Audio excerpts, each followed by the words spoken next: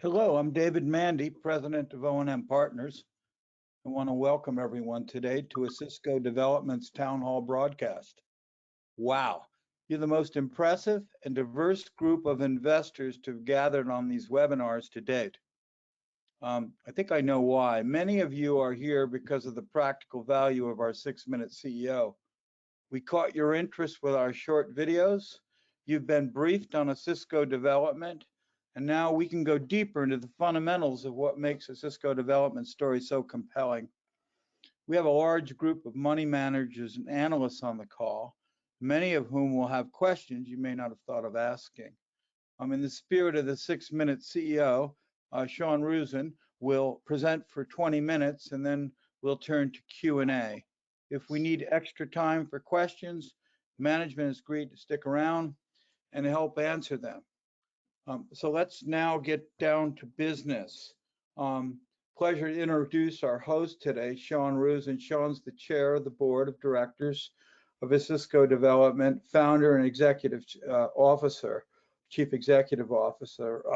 Mr. Rusin is also executive chair of the board of directors of Cisco Gold Royalties.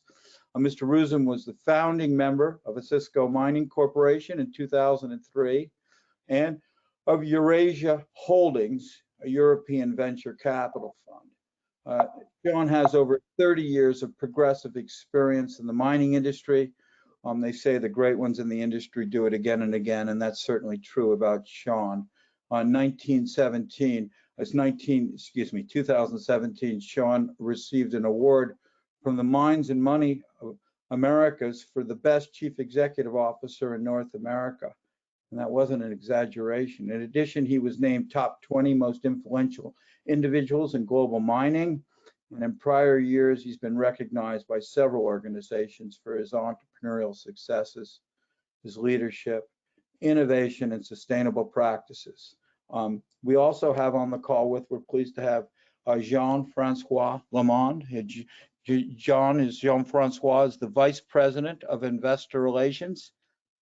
He joined Osisko Development from Desjardins Capital Markets in the role of Managing Director.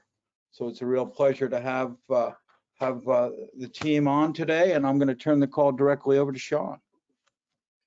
Well, thank you very much, Dave, and thanks everybody for joining in today to hear the Osisko development story. It's a new leg in the ever-evolving Osisko story in general. I started this company in 2003 with the venture capital investment in the Canadian Malartic project through Osisko. Became the CEO in 2005. We built and sold the largest gold mine in Canada called Canadian Malartic, which produces somewhere between 650,000 and 700,000 ounces a year.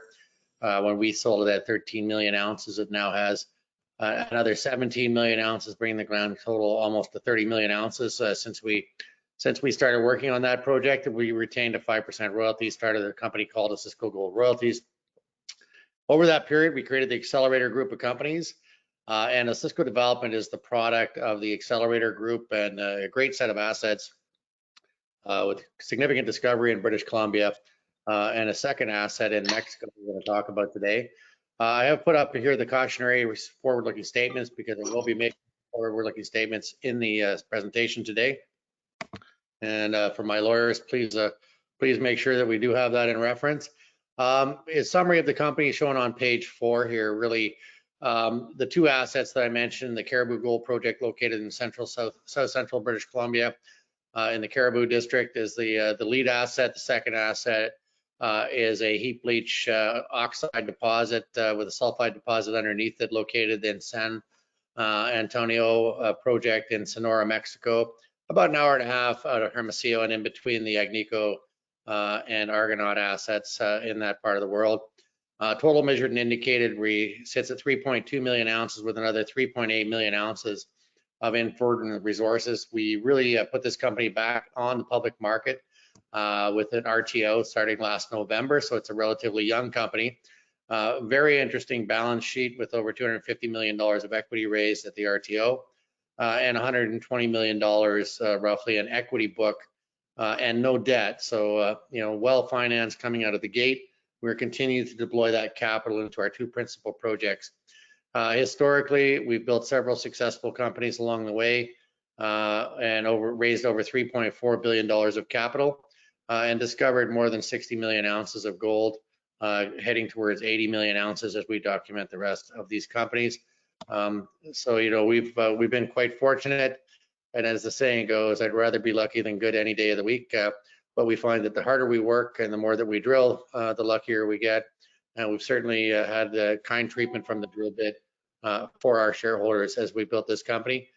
Share price trading about $7.15 a company. A bit of a summary of the balance sheet here.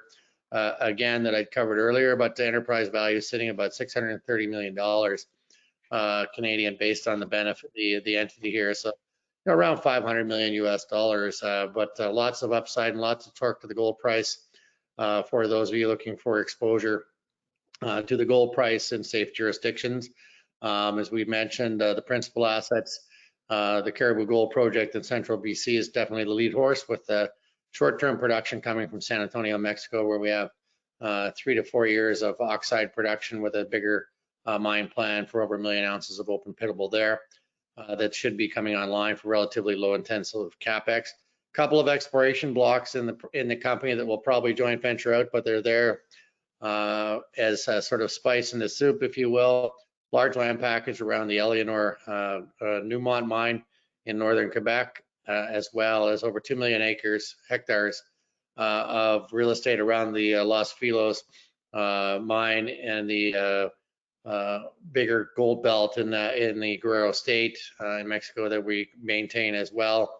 The exploration projects will be joint ventured out for the most part, and we'll bear down and focus on the task at hand, which is the 2,000 square kilometer, about 500,000 acres real estate that we own in central BC with a 50-mile long mineralized belt to work on, and then the evolving story at San Antonio and Sonora, Mexico.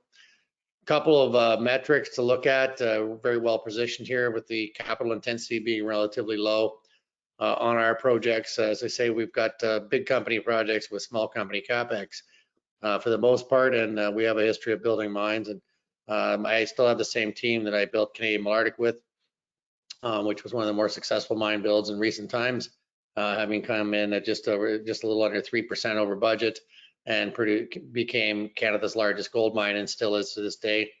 Currently owned by Yamana and Agnico, and half of that project is the best asset of both of those companies as we speak today. So we've been to the big leagues. We know what it looks like, and we know what success feels like, and we stick to bigger projects as that's really where our ability to manage larger capital structures, big drill programs, and build good mines comes to bring the most value for our shareholders.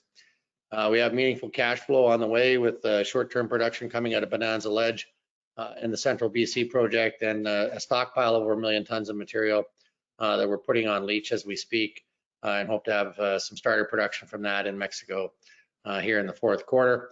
But 2021, we should see significant production starting up in Mexico, and we would be looking for the full permit and construction to start in 2022 in central BC, as well as a larger project in Mexico.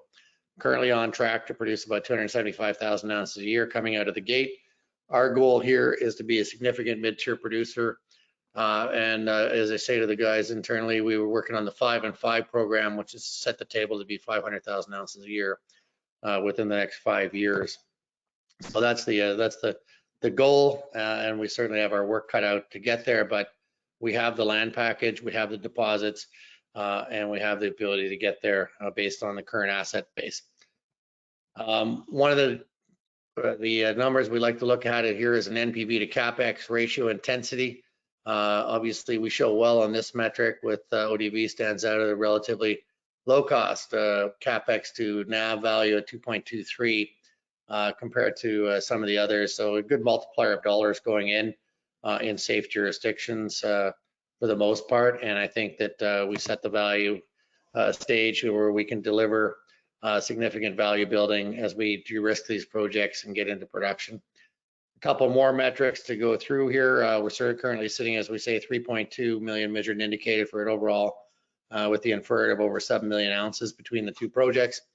capital development intensity is sitting at about 350 million US, Canadian, and then our ranking in terms of life of mine average within the top 5 here, a significant amount of resource, and we think that we'll be mining in central BC for probably 20 to 30 years. It's a pretty significant resource, and a lot of upside there. We'll probably still be drilling 20 years from now. We have significant amount of discoveries that we haven't had a chance to follow up with even with 11 rigs turning on site. We're currently focused on the infill drilling there, and we'll get back into the exploration side of it further on this year and in 2022. In terms of the plan, we've got a 1, 2, 3 execution plan. Bonanza Ledge is what we've called test production. We're just ramping that up in British Columbia right now. Come through the freshet or the spring breakup and now into the fire season in BC. That's going better than I had originally hoped for. So we're making progress there, and we should be pouring gold here in the month of June month of July in a significant way. We've had some test production there. We've got a few bars out, and we're just starting to hit our stride on that one. San Antonio, low cost production. We're looking for about $25 to $35 million of Capex to build that project, depending on how big we build it. We recently purchased, we looked at 5,000 to 6,000 tons a day, recently purchased a 15,000 ton a day plant for it. So we're drilling there now. We've got 4 rigs turning there, just doing the infill drilling, tightening up for that project plan. And then the larger project is the Caribou main project, which we're permitting for 4,750,000 tons a day, and looking at about 200,000 ounces a year of production to come out of that facility, with construction starting next year in 2022 and hopefully commissioned in 2023. That's the big show. A little bit about the asset base, and I do want to keep this short so that we can get into it in the Q&A. But it's a significant project, over 2,000 square kilometers, 500,000 acres, and it's located in a historic district that's produced about 4.5 million ounces since 1860. This is actually the gold rush that was between the California 49ers and the Klondike and the Yukon. And gold production started here around 1861 with a guy named Billy Barker that discovered it, and people have been mining there ever since. So it's a long history. We are in a mining town. This is fully impacted ground. There's no real green field here. All the valleys have been washed for placer mining. You can see in some of the images here, you can see our portal access going underground where we're test mining on the Bonanza Ledge. Currently has a measured and indicated resource about 271,000 ounces there, with an inferred resource about 3.1. So we're test mining there in the meantime before we get into the main event, which will be starting at Cow Mountain and getting in some of those main structures as we speak. So you can see the QR mill that we have, 1,000 ton a day mill that's fully functional right now. In the main project, we'll be adding in a flotation facility and we'll be shipping 1 ounce plus material concentrate to finish it in our existing QR mill. So that's why our Capex is relatively light, is we have quite a bit of infrastructure in place as we speak. Page 12 is kind of the main event of this presentation, where shareholders are going to make the most amount of money. In the near term, we've got this 83 kilometer, 52 mile long strike length, of which you see in the long section here about 7 kilometers of it.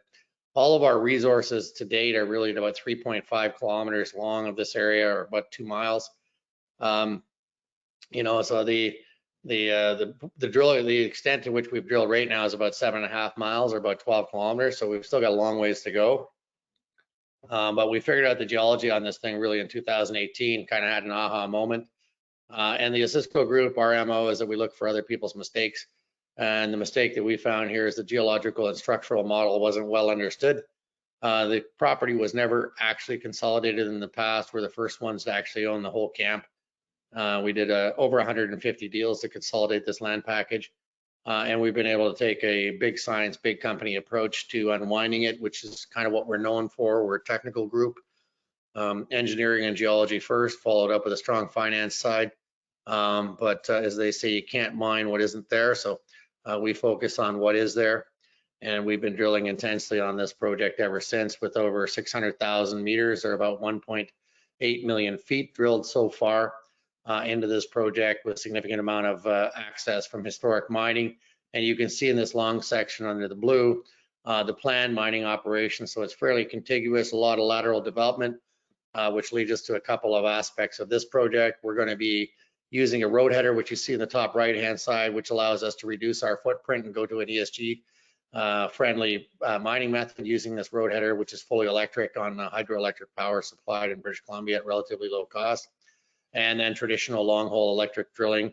So we're reducing our nitrogen and our ammonium contact water contamination by using these methods, and it's going to result in a very low footprint for this mine, especially since we're underground and we're putting most of our waste product back underground and to backfill existing and historic mining operations. So that's one of the things that we're doing here. We're also using an ore sorter technology, which keeps us from having to process material that's been crushed. We can sort it with the ore sorter using XRF technology, which is the same X-ray you see at the airport, but we're able to see sulfides in there.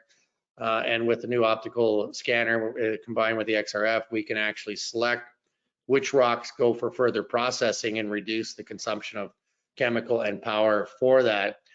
So this allows us to take material that's say 3 to 5 grams and upgrade it to sort of a 6 to 10 gram material. And then we send that to the flotation circuit, which has no cyanide in it. And then we take a 1 ounce concentrate from there, and we process it in our existing milling facility, which is fully set up with the cyanide circuit in it, which reduces any further footprint or requirement to introduce cyanide to a new site. So that's reducing using a lot of our existing footprint, a lot of our what we would have been considered environmental challenges have turned into our biggest asset as we backfill historic underground mining, and we use that existing mill site with dry stack tailings to make this project pretty friendly. Little history of the camp here. I won't go into this too much. I think some of the shareholders online here are probably fairly familiar with the predecessor to this. It was known as BGM or Barkerville Gold Mines. And then we really had the aha moment in 2018. We bought the company into Cisco Gold Royalties in 2019, and then we recently spun it out with the San Antonio project here in the RTO that launched in November. So it's a relatively young company from a public standpoint, and our main mothership, the Cisco Gold Royalties, still owns 75% of the equity, so we have 25% in free float. Great list of shareholders, mostly premium institutional shareholders and high wealth accredited investors from the retail side. Wanted to just do a quick oversight on San Antonio because this will be our first mine into production in a commercial way. Looking to build a 5,000-6,000 ton a day operation there right now, and pending an upgraded PA feasibility study, we'll be looking to increase that to 15,000 to 20,000 tons a day, subject to those studies coming out positive.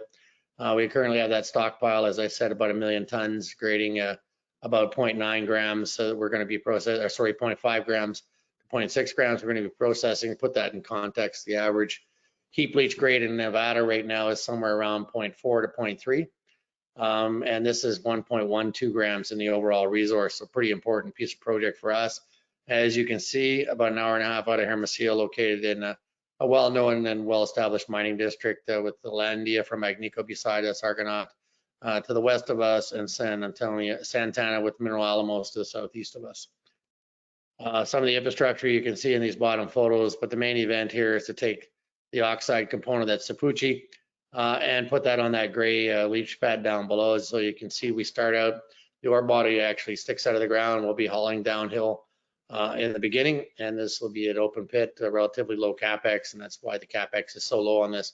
And we're looking for sort of around 100,000 ounces a year plus once we get to that larger number. What we've advertised sort of 50 to 70,000 ounces at 5 to 7,000 tons a day. We're looking to increase the mining intensity as we get further into it. As I said, 4 drills turning out. Relatively new project to us. We spent 2.5 years negotiating this thing out of bankruptcy. So we've completed that task, and we're full on in there right now. We bought that 15,000 ton a day plant from the Britannica mine operated by Coeur in Nevada, and that's been refurbished and is being shipped to Mexico as we speak. So that equipment is in place, and in terms of managing supply chain in the current ramp up in the next mining cycle here, we're in good shape. We also own a 7,500 ton a day crushing and grinding circuit that we're putting in place in the Caribou Gold project in British Columbia that we purchased from a Hud Bay project, all brand new equipment that was never installed. So our primary equipment, our most crucial equipment we have, all of it is procured, paid for, and allows us to move to detailed engineering and to fast track these projects. So all in all, pretty exciting time for this company. Cisco Development is it's well said to well positioned to be a mid-tier producer within the next 2 to 3 years, and we think that it offers pretty good opportunity for shareholders to get the next big mid-tier, coming down the line with a team that's been there, done this before, and certainly, I step forward to put my name out on this thing because I have a strong belief in the asset base and the team that we have put together to build this project and the opportunity we have with a world-class resource with over 50 miles of trend to work from. My belief is we end up with 5 to 10 underground mines in the Caribou project, feeding into a central process facility, and hopefully we get this thing to my 5 and 5 target as soon as we can. And right now the company is well positioned, a great balance sheet with no debt, and as I say, it last report, I think we had $169 million in cash, plus another $120 million in liquid assets. So well over $250 million to deploy into the projects as we go forward. On that note, I'm going to stop and turn it over for questions. I really thank everybody for taking the time to listen to the ODF story. It's a pretty exciting time for us, and we hope you share our enthusiasm with it. And I look forward to your questions. Thanks very much, Sean. We're going to start with Trent Morin. Trent, do you have a question today for Sean? You're unmuted. I just want to remind all of our panelists that you'll need to unmute yourself by using the microphone icon and clicking on it to turn it from orange to green. If for some reason you can't do that, you want to ask a question, you can use the chat or question feature of GoToWebinar to send us a request. Okay, let's turn to Paul Mix. Paul, do you have a question today? Great to have you on the call with us. Paul is on the phone and going to send in questions via email. Okay, so you'll ask them a little later? Or? Yes. Well, let's go to Nick Polidris then. Nick, questions today? No questions, thank you. Thanks for being on the call, Nick. We'll turn to Mike Ward. Mike.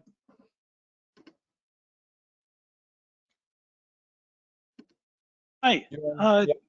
Could you just expand a little bit on your San Antonio asset and security surrounding the asset and how you secure the gold once it's produced to get it to market?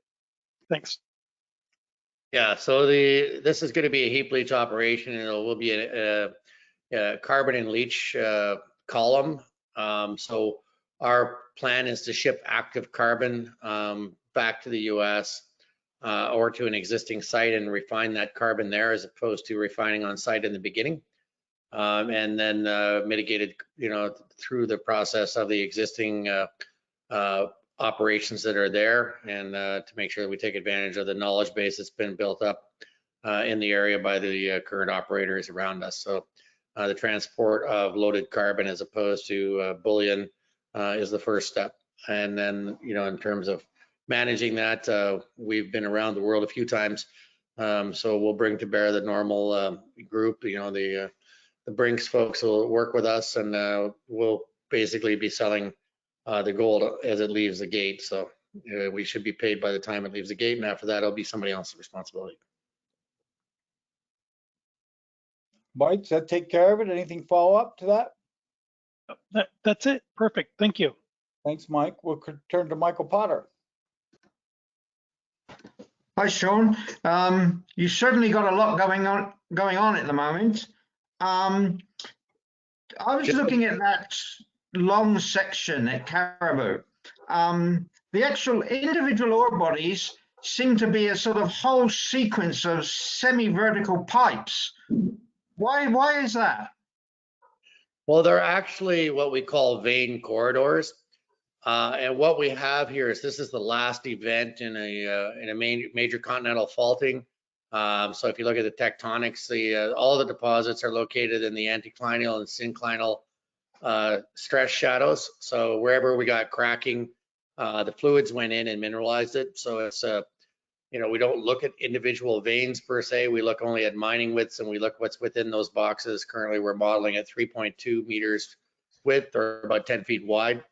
And we've excluded anything that didn't fit within those boxes, which results in these somewhat vertical ore chute looking things. As we say, we call them vein corridors because there's swarms of vein in them. And the average in situ grade of those quartz veins is about 12 grams. And then we've included the dilution to get it to 4.7 grams as we bulk mine it through long hole mining. And it's particularly good at long holing because of that vertical structure. We're able to do relatively precise drilling, and we don't get a lot of sloughing if we're at lower angles. So it's particularly good mining in this style of mineralization. Okay, and have you got any bulk sample results yet? Well, we produced 22,000 ounces from Bonanza Ledge in 2018.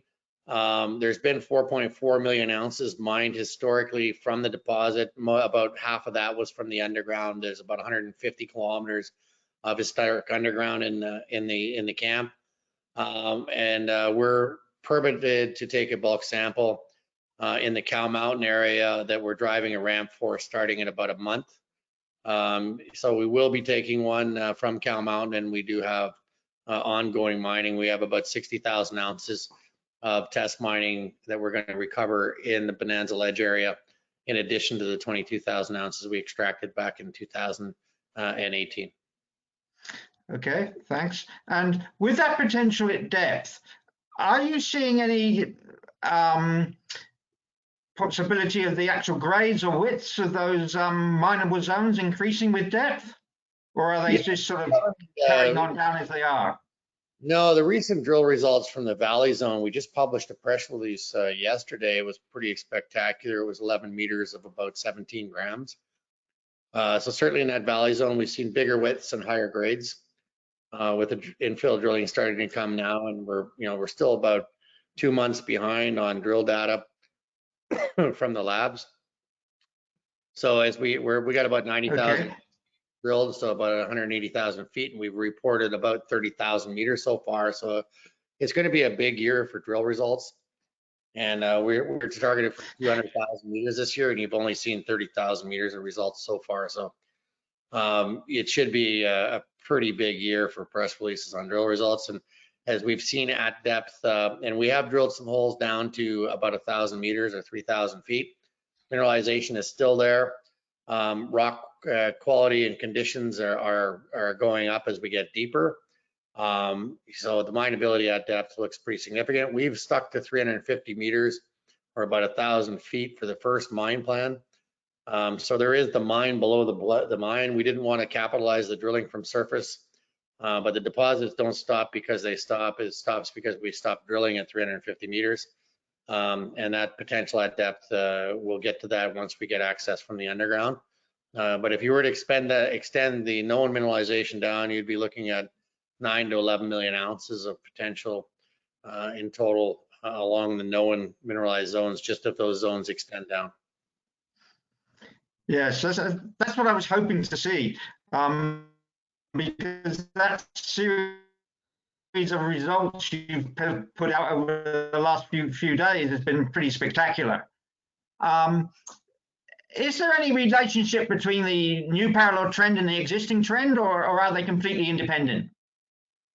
Well, they're different structurals. They're essentially a different fold or set of folds, if you will.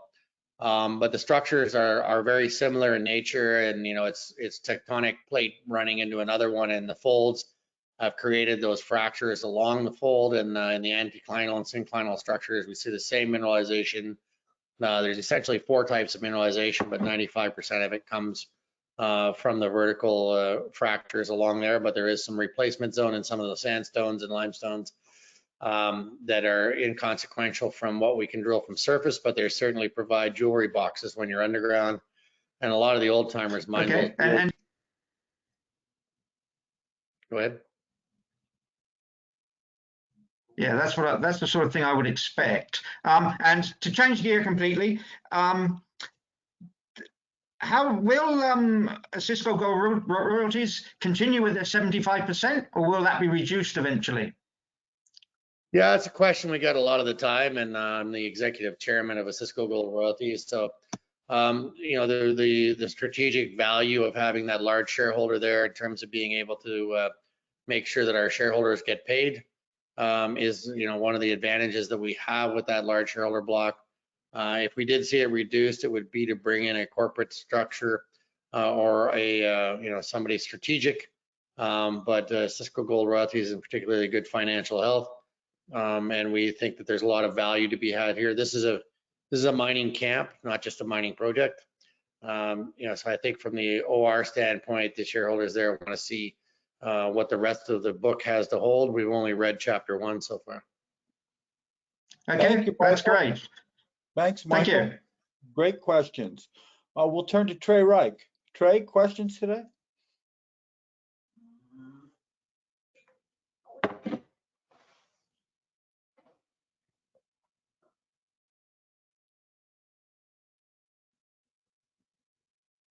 Scott? Trey, question, you'll have to unmute yourself. If that doesn't work, you can also send us a question via the question panel.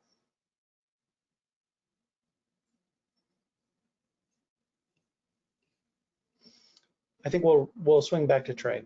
Perfect. Michael Cowan. Michael, questions today? Can you hear us, Michael? Michael, you're unmuted. Okay, we'll move right on to Murray Vanderbilt. Good to have Murray on the call with us as always. Murray. Do you hear me all right? Can you hear me? Good morning, Sean, or good afternoon. The question I have, if we go back to the long view, you thought maybe you might have 5 to 10 mines ultimately along this 83-kilometer line. As I look at Cow Valley, Shaft, and Mosquito, does that represent 4 maybe of the 5 to 10? Or in other words, what do you really think once you start getting the cash flow and can go out in years 10 through 20 that you might find out here? Yeah, so the question is whether we descend at depth or if we go out laterally. You know, so I think where we sit right now is, you know, wherever you have significant infrastructure, you're going to want to stay close to it. That said and done, we're mining in mountains, so we're up at about 3,900 feet of elevation, and the top of the mountains are another 1,000 feet above us. So we can use ramp access or added access into the side of the mountain from the bottom of the valley, and we sort of come out about 1/3 into the 350 meters. So we're looking at, you know, having transport systems, railways to connect all these things. Right now, the long section that you see on page 12 is 2 mines. So it'll be 2 ramp access mines, and we're looking to produce about 4,750 to 6,000 tons a day from those 2 ramp accesses. So we would see significantly more of these things up and down that trend as we get further into it. That said and done, this is high-grade veining systems. It takes quite a bit of drilling to document them. So as we get further into it, we'd much rather do that from underground. As we get further in, some of these other targets will go underground earlier and try and develop underground for drilling purposes on those. But to get started here, we wanted to define somewhere between 2.5 and 3 million ounces in this mine plan. The overall resource is about 5.9 million ounces, and we're in the conversion process drilling right now to hopefully publish a feasibility study for you this fall. And we'll close up that resource, and that would set the stage for what comes next. And then we'll just be looking to duplicate that program up and down the trends. Last question. I know you haven't done the feasibility study yet, but you talked about a 25% reduction in the milling by doing the sorting, or was it the flotation circuit? I'm not sure which, but the ore sorter. ore sorter can take 25% of any material, roughly, that we would be mining and reject it before we have to put it through the mill. So if the industry average with grades like this is running generally under an AISC of under $1,000 an ounce, do you think that's realistic for you in this location? Yeah, given the caveat that my prime minister seems destined to reduce the Canadian dollar in terms of its value towards the US dollar, I feel pretty comfortable we'll get there. We're also using electrical power supplied by BC Hydro. There's the mining method here. If we're successful with our road header, as you look at the mine plan in this slide 12, you can see there's quite a bit of lateral development. So that's kind of a key ingredient to being a low-cost producer.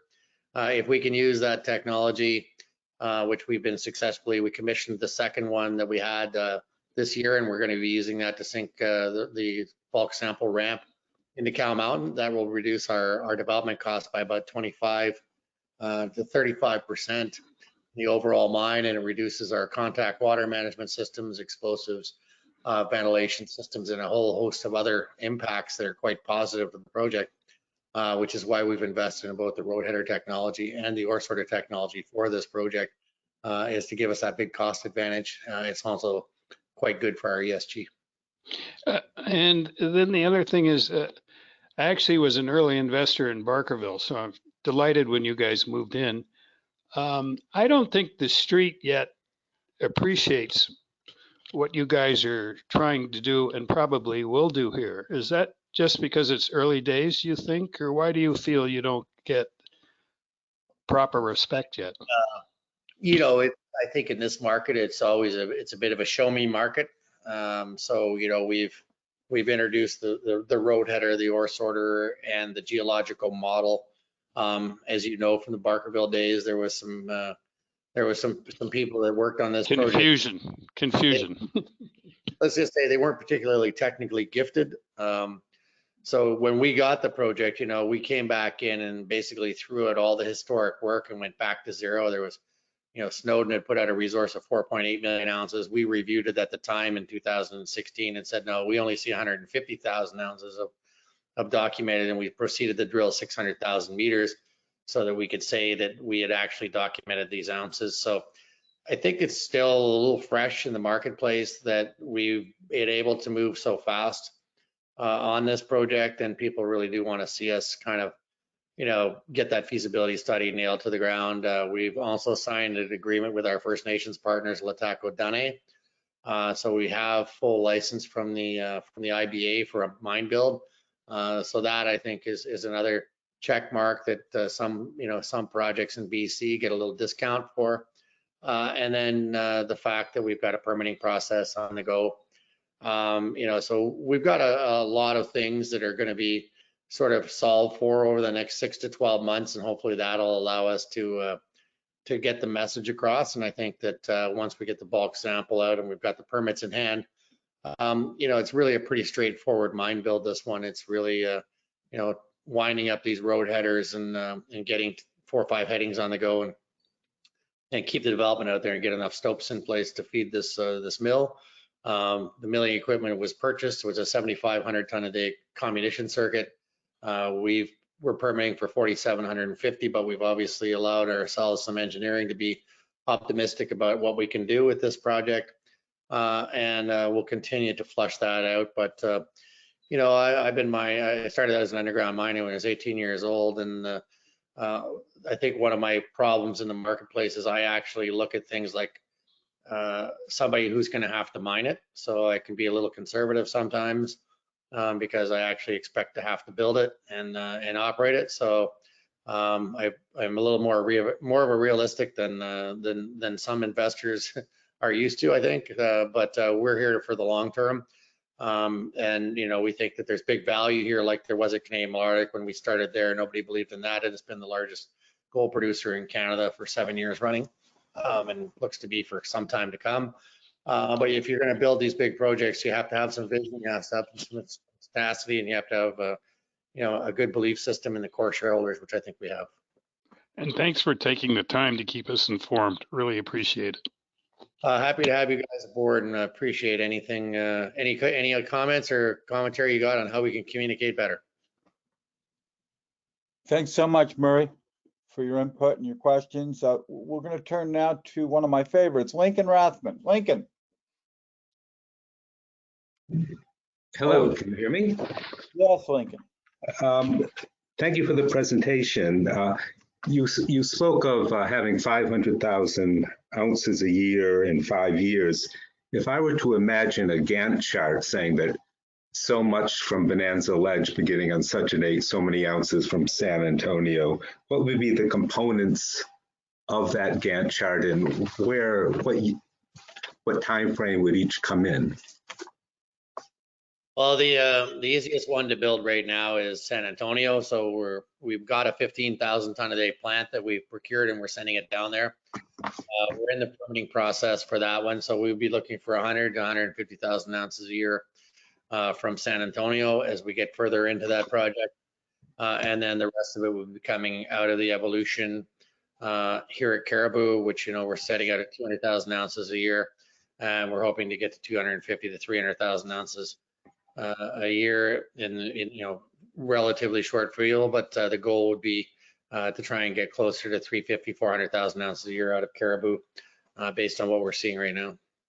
Mm-hmm.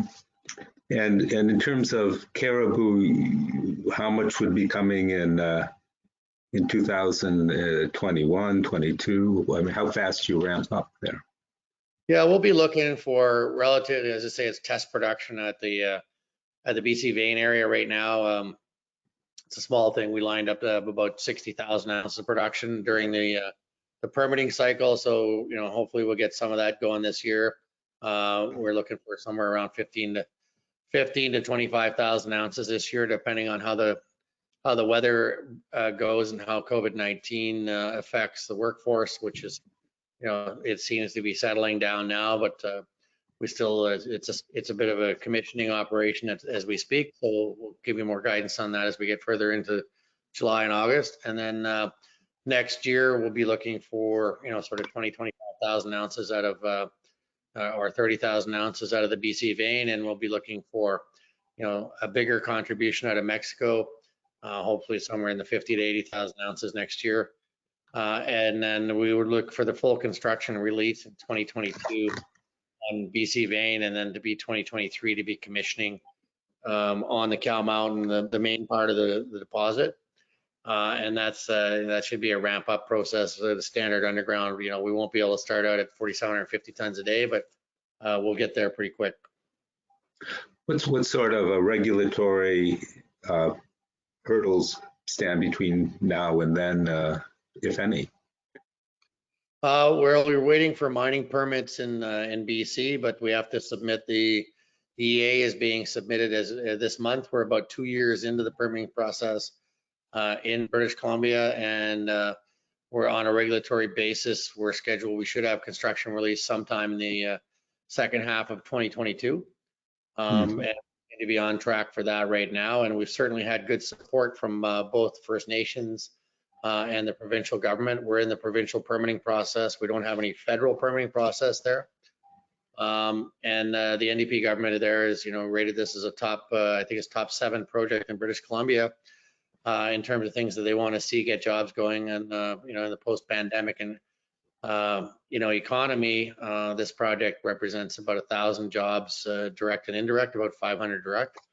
And it's in a part of the province that's important to them. So they've, we had a call with the premier there about, I'm going to say 3 weeks ago, and he takes this one personally, and it's been good support. So I think we're in pretty good shape there. And then Mexico, we've applied for a 20,000 ton a day permit, and we are hoping that comes loose here this year, early next year.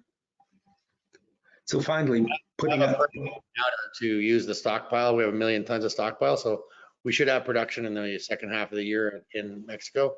But the bigger project, we hopefully have that released for construction starting in Q1 next year. So finally, putting on your OR hat, what percentage of the value of Osisko Gold Royalties is represented by the development company? I think that right now OR trades at a pretty humble valuation, considering the quality of the asset base. It's a $2.8 billion market cap. The book value of the shares in this company sit at somewhere around 650 to 750 million, based on spot market price. So on a mark-to-market basis, I guess it's about a third, or about a quarter, sorry. But that doesn't really count the royalty that OR owns on it as well. So, I think OR has quite a bit of value to unlock with this project as well. Well, so it's easy to come up with the theory that it's most of the value of OR is in this project, these projects. It's a good catalyst, but I mean, there's a lot of value in the 5% royalty on Canadian Malartic. It's the most valuable royalty in the world. And it's got a 20-year mine life in front of it. And then there's a significant amount of production from Éléonore and long life assets in Chile and other places as well. There's about $1.8 billion US of NPV sitting in the projects outside of this as well. So the asset base in OR is pretty significant, but this is definitely, a couple of the catalyst components, and the other aspect that sits in OR is the 14% of OSK, the Windfall Lake project, which is quite an exciting project as well. So there's a lot of deep value in OR that hopefully gets daylighted in the next 18 to 24 as the projects transition. Thank you. Thank you, Lincoln, for your questions. We'll turn to Jonathan Kunter, please.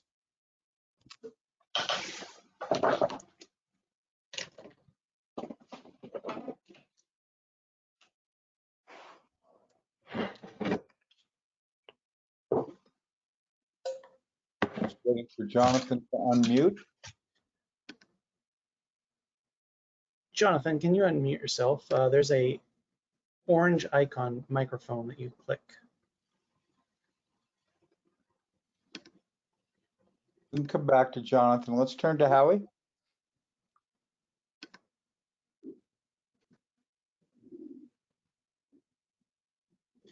I'm also sending a request to Michael Cohen because I think he may have a question. Michael, do you have a question?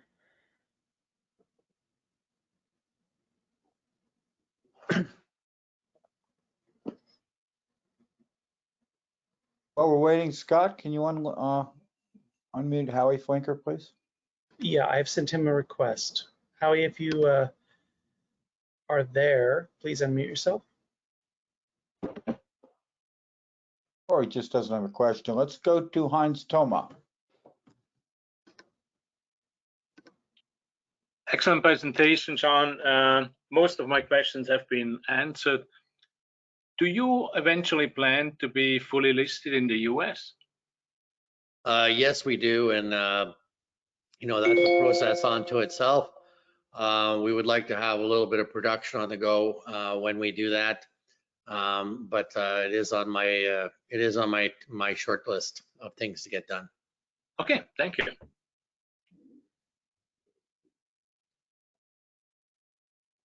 Doug Loud, question from Doug. Well, my favorite permitting questions have already been asked with wonderful answers.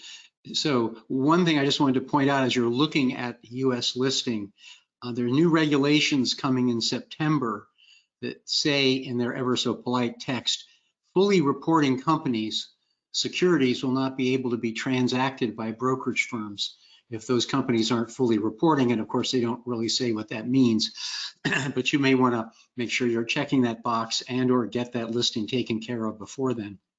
I just wanted to confirm some really good things I heard you say, and they're so good, I just wanted to confirm them. One was you're going to be under, from an ESG side, from what I would hope is makes the permits easier to get, you're going to be underground. You're using electrical drilling equipment that is powered by hydro, not coal. You're not using any cyanide. And it would appear that that chart everyone's looking at on page 12, where it says potential at depth, that top dotted line exists because that's where you stop drilling, not where those pillars of opportunity end. Is that correct? They just keep going, but we just don't know how far yet. That's correct on the depth potential. The only caveat I would add is we're not introducing any cyanide to the Barkerville Wells mine site. We have an existing mill at QR, which is about 70 miles away, that's fully permitted and uses a CIL or a CIP processing, depending on what we're processing. So we're using a brownfield, fully permitted mill to treat the concentrate, and there is cyanidation at that site. But we're not introducing it as a new element to the Wells Barkerville site. That's great. Yeah, so, you know, taking it, when we looked at Malartic, you know, when we got there, there was $450 million of environmental liabilities sitting in existing waste dumps and tailings ponds. We cleaned that whole site up and turned it into a positive. We took that liability off the government, and we used the tailings from that open pit and the waste dumps to encapsulate and to recuperate that entire site. And we're doing a similar thing here. We didn't talk about it too much in the presentation, but we will be backfilling and cleaning up some of the historic mining. There's been mining here, like I said, for 160 years now. So we've taken it upon ourselves to have an integrated cleanup plan to leave the site much better than what we found it. And we will be using dry stack tailings for what we do leave on surface, and most of the other byproducts will be either going out as non-acid generating, non-metal leaching waste dumps, or going back underground as paste backfill, either into the voids that we create or into the historic ones that are already there. So we're pretty tidy miners, and we always like to make sure that we can say we left things way better than we found them. That's just wonderful, because I think these issues are going to get to be more and more important. So I'm so glad you're doing that. Thank you very much. Yeah, if you look at all the projects that the Osisko group is involved in, we always have a net positive footprint no matter where we go. That's our challenge when we take on a project. The Horn 5 project in Rouyn-Noranda is the current one where we're using quite a few technologies to mitigate some existing zones there, and we'll continue to do that. And if you look at our MO, it is one of the things that we are particularly proud as a group about. And if I remember correctly, when we last spoke, you mentioned that when you had to move the town of Malartic to get at the mine site, you moved all those people away from views of mine dumps to a view of a golf course that they looked out over when the houses were rebuilt. So they must have been pretty happy.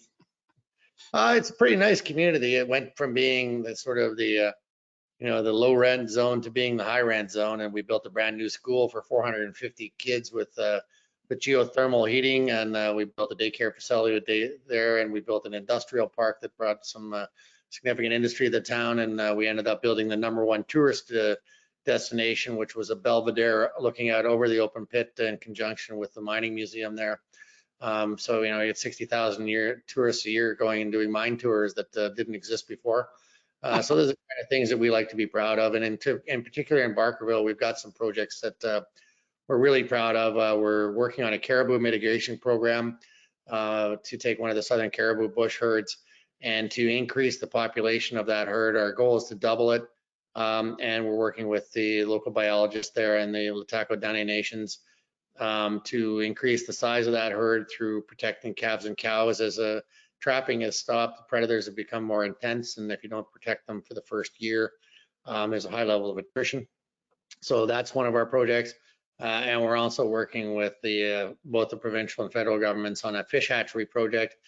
We purchased an area along a river there that's particularly well suited as a fish hatchery with a natural water source. So we're looking to increase the number of salmon that come out of our biosphere, where we're working from what it is now to what it will be, next 10 to 20 years. So mining gold, cleaning up the historic mining access, and creating an environmental, contribution where we're working on both salmon and caribou is the current thing. It's got me pretty excited. It keeps my passion going and makes me proud to show it to my 20-year-old daughter.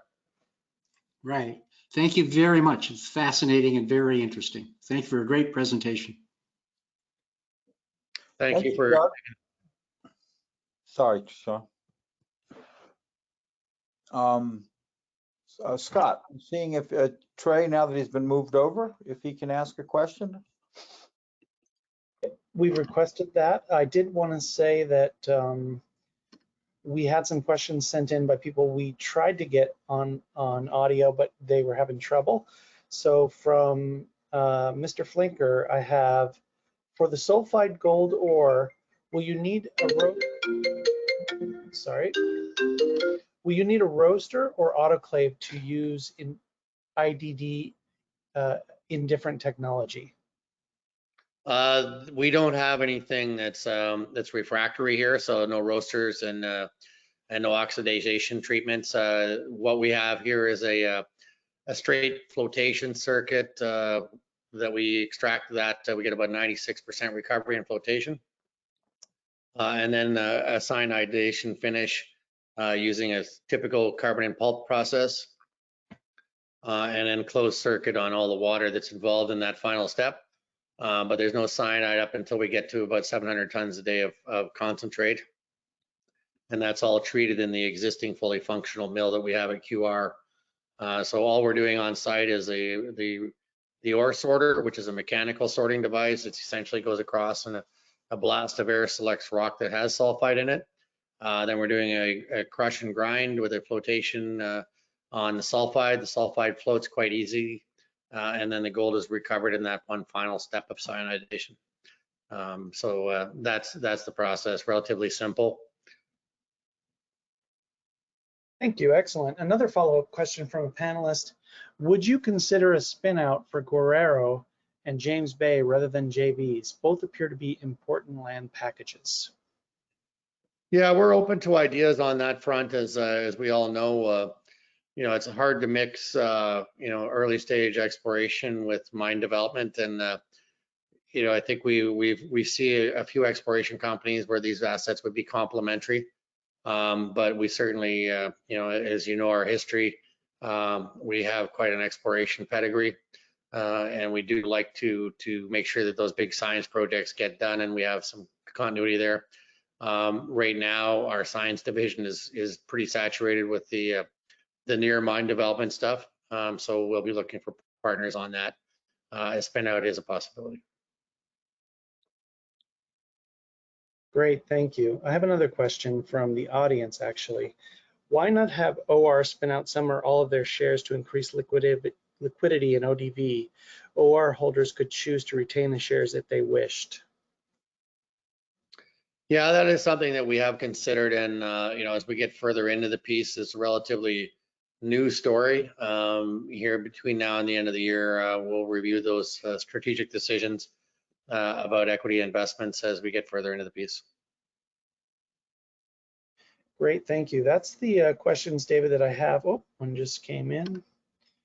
Are there any plans to list the warrants on the December 2020 financing? Yes, there are, and it's something we're actively working on. We want to make sure that all of our listings are compliant with US regulatory. And it's been a busy time for the company as we've fired up both these projects in a very significant way after the RTO. And over the course of the summer, we'll be coming back to you with details as to how that works. Great, thank you. And I did want to say that on here. I did want to say that if you have any further questions from the audience, please do send them to us via email or even continuing on the question panel, and we will get them to management.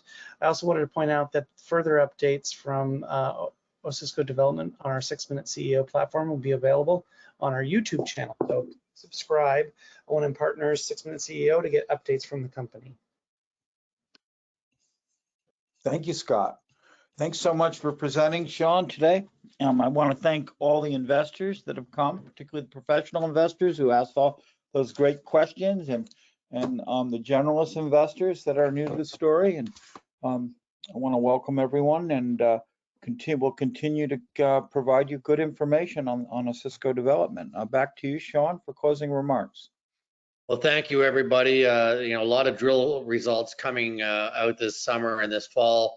So I expect this story to gain some, some pretty good wind in its sail as those drill results continue to reinforce our belief in the strength of this project and also with the milestones that we have to achieve here. Thanks everybody for listening. Good luck with your investments, and we'll see you as soon as we have some more drill results and back on the O&M platform. And thanks to O&M for hosting and putting together a great group. All the best, everybody. Thank you, Sean, and thanks again, everyone.